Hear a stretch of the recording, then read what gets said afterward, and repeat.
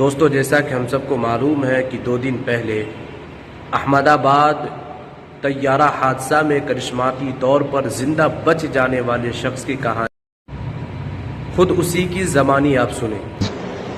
मेरे सामने नजरों के सामने एयर हॉस्टल और दूसरे आंटी अंकल सभी उसमें मिस हो गए थे। सभी टेक ऑफ के बाद 1 मिनट के अंदर ही जब टेक ऑफ हुआ ना तो सडनली 5-10 सेकंड कैसे लगा जैसे स्टक हो गया वो। बाद में से मेरे को लगा कि कुछ हुआ। बाद में प्लेन में लाइट ऑन हो गई, ग्रीन और व्हाइट। बाद में वो पता नहीं वो प्लेन टेक ऑफ ज्यादा करने के लिए वो रेस तो बोलते हैं क्या, रेस दिया होगा ऐसा कुछ, और सीधा स्पीड में ही घुस गया। मैं जो साइड पे था ना वो साइड हॉस्टल पे नहीं लैंड हुई थी, हॉस्टल के जो ग्राउंड फ्लोर ना जैसे नीचे वहां लैंड हुई थी। तो मुझे दूसरे के बारे में मेरे को पता नहीं, लेकिन मैं जहाँ लैंड हुआ था ना वो नीचे की साइड थी।